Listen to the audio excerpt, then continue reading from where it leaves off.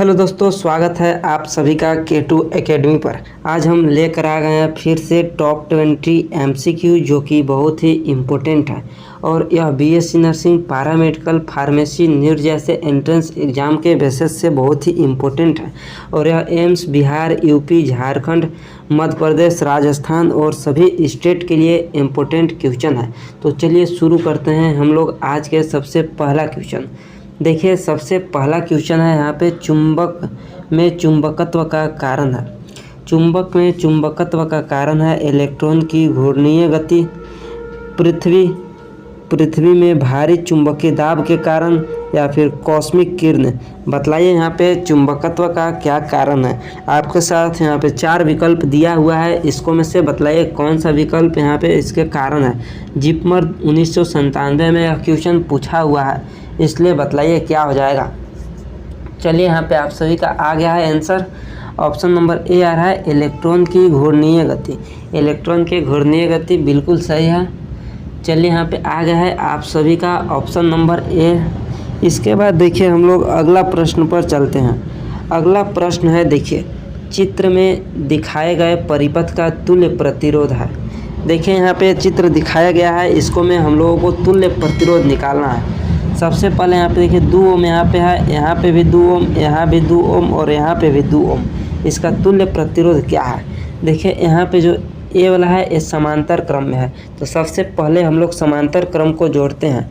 तो यहाँ पे देखिए प्रतिरोध हो जाएगा 1/R, तुल्य बराबर हो जाएगा 1/R1 प्लस 1/R2 पर निकालेंगे तो 1/2 प्लस 1/2, तो यहाँ पे हम लोगों को 1 आएगा। यहाँ पे इसके जगह पर हम लोगों को 1 आ जाएगा, यहाँ पे 1। तो इस तरह से फिर परिपथ बन जाएगा। यहाँ पे 2 ओम, फिर यहाँ पे 1 ओम हो जाएगा और फिर यहाँ पे 2 ओम, यहाँ पे 2, यहाँ पे 1 और यहाँ पे 2। अब यह परिपथ श्रेणी क्रम में हो गया। तो श्रेणी क्रम में परिपथ सीधा जुड़ता है R1 plus R2 plus R3, सीधा जुड़ता है, इसलिए 2 प्लस 1 प्लस 2, यहाँ पे हो जाएगा 5। आपका आंसर ऑप्शन नंबर सी पे देखिए 5 ओम हो जाएगा आपका यहाँ पे आंसर। 5 ओम बन गया सभी से। चलिए, बिल्कुल सही है, 5 ओम हो जाएगा इसका राइट आंसर। इसके बाद देखिए हम लोग अगला प्रश्न पर चलते हैं। अगला प्रश्न है, देखिए यहाँ पे चुंबकीय बल रेखाएं। चुंबकीय बल रेखाएं हमेशा एक दूसरे को काटती है, हमेशा बंद वक्र बनाती है, चुंबक के ध्रुव से बहुत दूर इकट्ठी होने लगती है या फिर निर्वात में होकर नहीं गुजरती है। बतलाइए चुंबकीय बल की इसको में से क्या विशेषता है। यहाँ पे बतलाइए सभी लोग बतलाइए। यहाँ पे हमेशा एक दूसरे को काटती है, यह गलत है। एक दूसरे को कभी नहीं काटती है, हमेशा बंद वक्र बनाती है, यह बिल्कुल सही है। ऑप्शन नंबर बी हो जाएगा, हमेशा बंद वक्र बनाती है। कितने लोगों का बी आ गया बताइए सभी लोग। हमेशा बंद वक्र बनाती है, बिल्कुल सही है। इसके बाद देखिए अगला प्रश्न है। अगला प्रश्न है, देखिए यहाँ पे किस स्थान पर पृथ्वी का चुंबकीय क्षेत्र क्षैतिज हो जाता है। किस स्थान पर पृथ्वी का चुंबकीय क्षेत्र क्षैतिज हो जाता है, बतलाइए यहाँ पे। चुंबकीय ध्रुव पर, भौगोलिक ध्रुव पर, चुंबकीय याम्योत्तर पर या फिर चुंबकीय विषुवत पर, बतलाइए सभी लोग। और कल इम्पोर्टेंट सूचना, कल महामैराथन होने वाला है बायोलॉजी का, तो आप सभी लोग ज़रूर आइएगा सुबह 8 बजे। सुबह 8 बजे सभी लोग आइएगा, कल बायोलॉजी का महामैराथन होने वाला है। चलिए, इसका सभी लोगों का आ गया है करेक्ट आंसर। चुंबकीय विषुवत पर, विषुवत रेखा पर नमन कोण शून्य होता है। यहाँ पे हो जाएगा विषुवत रेखा पर नमन कोण शून्य होता है। यहाँ पे देखिए क्षैतिज दिया है, यानी कि 0 डिग्री यहाँ पे है। इसके बाद देखिए यहाँ पे अगला प्रश्न दिया हुआ है।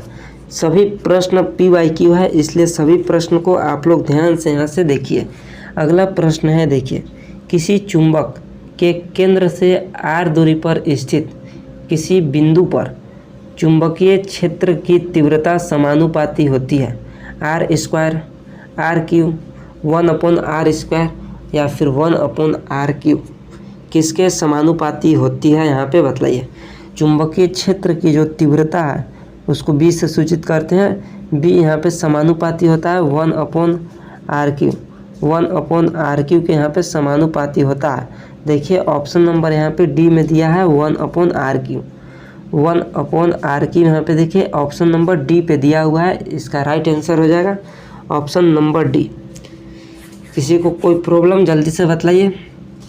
नहीं प्रॉब्लम, चलिए इसके बाद अगला प्रश्न है। अगला प्रश्न है देखिए एम्स 1999 में पूछा हुआ प्रश्न है। नति कोण यानी कि नमन कोण का मान 90 डिग्री होता है।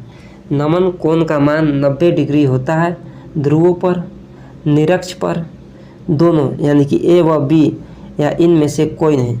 बतलाइए नमन कोण का मान 90 डिग्री कहाँ होता है। नमन कोण का मान 90 डिग्री कहाँ होता है बतलाइए सभी लोग। चलिए यहाँ पे आपका आंसर आना शुरू हो गया है ध्रुवों पर। सभी लोगों का यहाँ पे ऑप्शन नंबर ए आ रहा है ध्रुवों पर।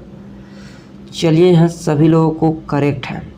इसके बाद देखिए अगला प्रश्न है साधारण आँख के लिए स्पष्ट दृष्टि की न्यूनतम दूरी है। साधारण आँख के लिए स्पष्ट दृष्टि की न्यूनतम दूरी कितना होता है बतलाइए।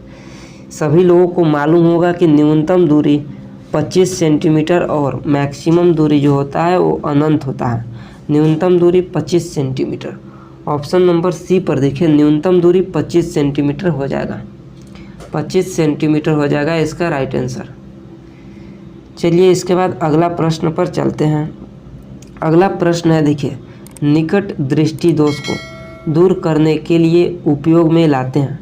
निकट दृष्टि दोष को दूर करने के लिए कौन सा लेंस का यहाँ पे उपयोग करते हैं बतलाइए। उत्तल लेंस, अवतल लेंस, बेलनाकार लेंस या फिर toric lens.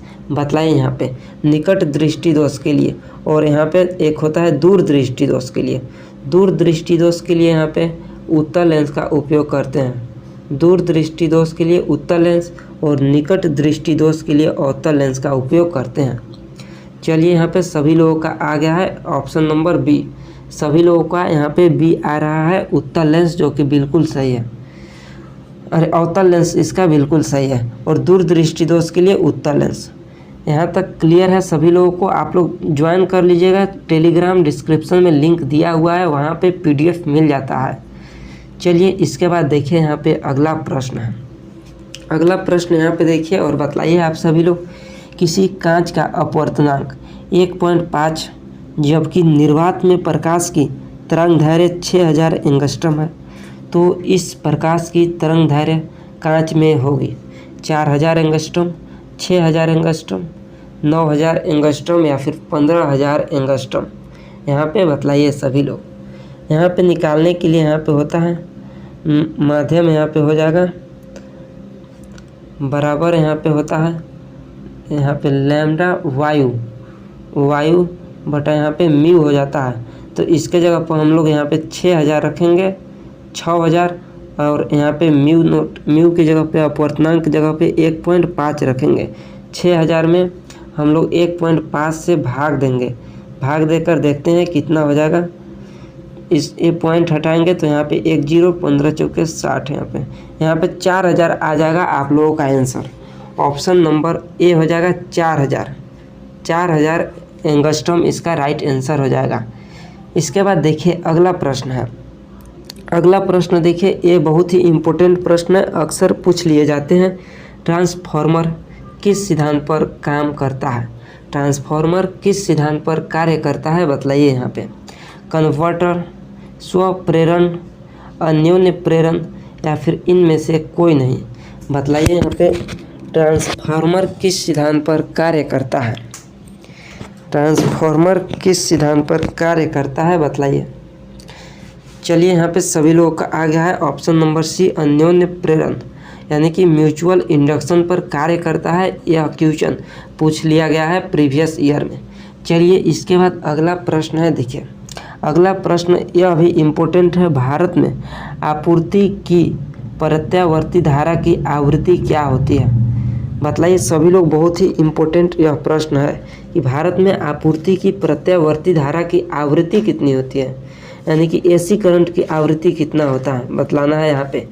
60 hertz, 50 hertz, 40 hertz या फिर 30 हर्ट्ज। यहाँ पे बतलाइए AC करंट की आवृत्ति कितना होता है बतलाना है यहाँ पे। चलिए सभी लोग बतलाइए कितना होता है। चलिए यहाँ पे आ गया है आप सभी लोगों का आंसर 50 हर्ट्ज। ऑप्शन नंबर यहाँ पे बी में देखिए दिया हुआ है 50 हर्ट्ज। 50 हर्ट्ज बिल्कुल सही आंसर है आप सभी लोगों को। 50 हर्ट्ज हो जाएगा इसका राइट आंसर। इसके बाद देखिए अगला प्रश्न है, व्यतिकरण की घटना प्राप्त होती है। व्यतिकरण की घटना प्राप्त होती है, बतलाइए यहाँ पे सभी लोग। देखिए यहाँ पे एम्स में भी पूछा हुआ यह प्रश्न है, जिपमर में भी पूछा हुआ प्रश्न है, बहुत ही इम्पोर्टेंट प्रश्न है। बतलाइए, व्यतिकरण की घटना प्राप्त होती है केवल अनुदैर्ध्य यांत्रिक तरंगों द्वारा, केवल अनुप्रस्थ यांत्रिक तरंगों द्वारा, केवल विद्युत चुंबकीय तरंगों द्वारा, या फिर उपरोक्त सभी प्रकार के तरंगे द्वारा। किससे प्राप्त होता है व्यतिकरण की घटना? यहाँ पे बतलाइए, बतलाइए यहाँ पे सभी लोग किससे प्राप्त होता है। चलिए बिल्कुल सही है, आप सभी लोगों को आ गया है ऑप्शन नंबर डी, उपरोक्त सभी के द्वारा। उपरोक्त सभी के द्वारा यहाँ पे मैक्सिमम लोग बतला रहे हैं, तो बिल्कुल सही है। इसके बाद यहाँ पे देखिए अगला प्रश्न है, सबसे अधिक आवृत्ति होती है। सबसे अधिक आवृत्ति किसकी होती है? गामा किरणों की, परावैंगनिक किरणों की, नीले प्रकाश की, या फिर अवरक्त किरणें की। बतलाइए यहाँ पे सबसे अधिक आवृत्ति किसकी है? सबसे अधिक आवृत्ति किसका है? सभी लोग बतलाइए यहाँ पे क्या हो जाएगा। चलिए यहाँ पे आ गया है आप लोगों का आंसर, गामा किरण। बिल्कुल सही है, गामा किरण की आवृत्ति होती है सबसे अधिक। गामा किरण की आवृत्ति सबसे अधिक होती है, और रेडियो किरण की आवृत्ति यहाँ पे कम होती है। रेडियो किरण की आवृत्ति कम होती है। इसके बाद यहाँ पे देखिए अगला प्रश्न है, प्लांक नियतांक की विमा है। प्लांक नियतांक की विमा क्या है? बल गुना दूरी, बल गुना दूरी, बल गुना यहाँ पे समय है, बल गुना दूरी, बल गुना दूरी गुना समय, बल गुना दूरी गुना समय। यहाँ पे भी ऑप्शन सी और डी दोनों सेम दिया हुआ है। बतलाइए इसका क्या हो जाएगा आंसर। इसका राइट आंसर सी या डी, आप किसी को भी टिक कर सकते हैं, क्योंकि दोनों में सेम ही दिया हुआ है, बल गुना दूरी। यहाँ पे एक मिनट रुकिएगा, सी होगा, क्योंकि अलग अलग यहाँ पे दूरी बटा समय दिया है और यहाँ दूरी गुना समय। इसका राइट आंसर सी होगा। यहाँ पे देख लीजिए, बल गुना दूरी गुना समय है, ऑप्शन नंबर सी, और यहाँ पे बल गुना दूरी बटा समय है, इसलिए इसका right answer option number C हो जाएगा। ऑप्शन नंबर सी हो जाएगा। देख लीजिए एक बार ध्यान से, अलग अलग ऑप्शन दिया हुआ है। इसके बाद देखिए अगला प्रश्न है, यहाँ पे एक उत्तल दर्पण की फोकस दूरी 20 सेंटीमीटर है, इसकी वक्रता त्रिज्या होगी। बतलाइए यहाँ पे एक उत्तल दर्पण की फोकस दूरी 20 सेंटीमीटर है, तो इसकी वक्रता त्रिज्या कितना होगा? यहाँ पे बतलाइए सभी लोग कितना हो जाएगा। यहाँ पे एफ बराबर होता है फोकस दूरी बराबर आर बटा 2 होता है यहाँ पे, तो वक्रता त्रिज्या हम लोगों को आर निकालना है, तो आर बराबर यहाँ पे हो जाएगा 2f, यानी कि फोकस दूरी 2 गुना फोकस दूरी। तो यहाँ पे 20 दिया है, 20 गुना 2 करेंगे तो यहाँ पे 40 आ जाएगा इसका आंसर। ऑप्शन नंबर डी आ जाएगा इसका 40। ऑप्शन नंबर डी हो जाएगा 40 इसका राइट आंसर। चलिए इसके बाद अगला प्रश्न है, यहाँ पे देखिए, हाइगन के तरंग सिद्धांत द्वारा स्पष्ट नहीं कर सकते हैं। बतलाइए यहाँ पे हाइगन के तरंग सिद्धांत द्वारा स्पष्ट नहीं कर सकते। यहाँ पे देखिए BCE 2003 में पूछा हुआ प्रश्न है, AFMC में भी पूछा हुआ है। बतलाइए क्या हो जाएगा। प्रकाश का व्यतिकरण, प्रकाश का विवर्तन, प्रकाश विद्युत प्रभाव, या फिर प्रकाश का ध्रुवन हाइगन के तरंग सिद्धांत द्वारा स्पष्ट नहीं किया जा सकता है। किसको स्पष्ट नहीं कर सकते हैं? बतलाइए यहाँ पे, बतलाइए यहाँ पे। चलिए आप सभी का आ गया है ऑप्शन नंबर सी, प्रकाश वैद्युत प्रभाव। बिल्कुल सही यहाँ पे आ रहा है, प्रकाश वैद्युत प्रभाव को स्पष्ट नहीं कर सकते हैं, बिल्कुल सही है। इसके बाद देखिए अगला प्रश्न है। अगला प्रश्न फिर से यहाँ पे प्रतिरोध पर आया है। इसको देखिए, ए और बी के मध्य तुल्य प्रतिरोध क्या होगा, इसको बनाना है। इसको बनाना है। यहाँ पे देखिए क्या हो जाएगा। यहाँ पे देखिए बिंदु ए दिया हुआ है और यहाँ पे देखिए बिंदु बी दिया हुआ है। इसके बीच तुल्य प्रतिरोध क्या होगा। इधर देखिए 3 ओम यहाँ पे है। सबसे पहले यहाँ पे समांतर क्रम को सॉल्व करते हैं। तो देखिए यहाँ पे 3 ओम और 3 ओम 6 ओम हो जाएगा, क्योंकि यह श्रेणी क्रम में है। यहाँ पे 6 ओम हो जाएगा और यहाँ पे भी 6 ओम हो जाएगा। तो इस तरह से यहाँ पे बनेगा, देखिए यहाँ पे इस तरह से बनेगा। यहाँ भी 6 ओम है और यहाँ भी 6 ओम है। तो सबसे पहले इसको हम लोग सोल्व करते हैं। तो 1/r तुल्य बराबर 1/r1 प्लस 1/r2 पर, तो 1/6 प्लस 1/6, तो हम लोगों को यहाँ पे 3 आ जाएगा, यहाँ पे 3 आ जाएगा। तो इतना सब का मान हम लोगों को, इतना सभी का मान आ जाएगा हम लोगों को यहाँ पे 3 आ जाएगा, इतना सभी का मान। अब यहाँ पे देखिए 3 ओम और यहाँ पे भी 3 ओम, इन तीनों श्रेणी क्रम में हो जाता है। तो श्रेणी क्रम में R1 plus R2 plus R3, 3 plus 3 plus 3 हम लोगों को 9 हो जाएगा यहाँ पे, और नीचे 3 प्लस 3 6 हो जाएगा।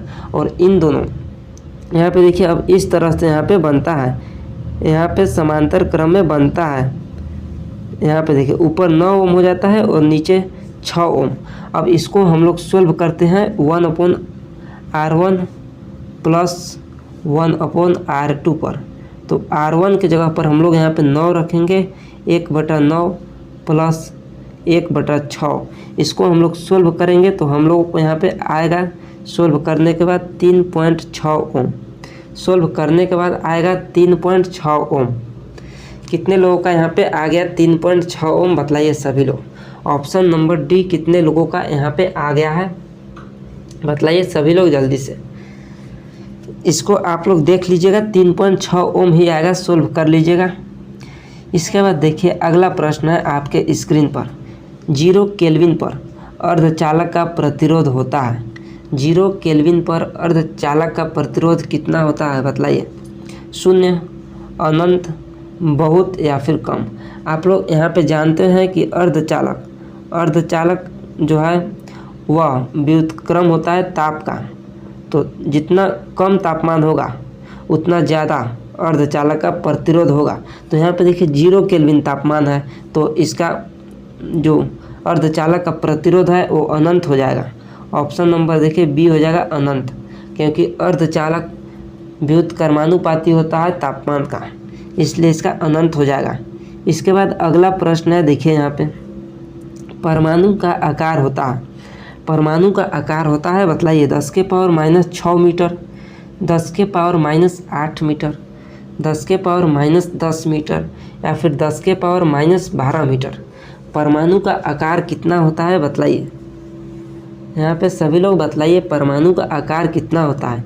और एक और क्वेश्चन, परमाणु के नाभिक का आकार कितना होता है। यहाँ पे 2 प्रश्न है, बतलाइए सभी लोग। और जो चैनल पर नए हैं वो चैनल को सब्सक्राइब कर लीजिए और इस वीडियो को लाइक कीजिए और ज़्यादा से ज़्यादा शेयर कीजिए। बतलाइए क्या हो जाएगा। चलिए बिल्कुल सही है, परमाणु का जो आकार है वो 10⁻⁻10 मीटर, लेकिन यहाँ पे नाभिक का जो आकार होता है वो 10⁻⁻15 मीटर होता है नाभिक का आकार। इसका right answer option number C बिल्कुल सही हो जाएगा। इसके बाद देखिए अगला प्रश्न है। तो यही था आज के प्रश्न। और यहाँ पे इम्पोर्टेंट सूचना है कि कल 8 बजे महामैराथन होने वाला है बायोलॉजी का। आप सभी लोगों को आना है, क्योंकि एग्ज़ाम में बहुत ही कम समय बचा है, इसलिए यह क्लास लाइव होगा सुबह 8 बजे। आप सभी लोगों को लाइव क्लास अटेंड करना है। यहाँ तक किसी को भी डाउट है तो जल्दी से आप सभी लोग बतलाइए कमेंट बॉक्स में। आप सभी लोग किसी को भी डाउट होगा तो बतला दीजिएगा। बाकी डेली आप सभी लोग इसी तरह से 4 बजे फिजिक्स का क्लास हो रहा है, आप लोग डेली फिजिक्स क्लास को अटेंड कीजिए। किसी को भी कोई प्रॉब्लम है तो आप लोग कमेंट बॉक्स में अपना प्रॉब्लम लिख सकते हैं और इस वीडियो को ज़्यादा से ज़्यादा शेयर कीजिए। और कल का क्लास शेड्यूल हो गया है तो आप लोग ज़रूर एक बार चेक कर लीजिएगा। अब मिलते हैं सुबह के क्लास में।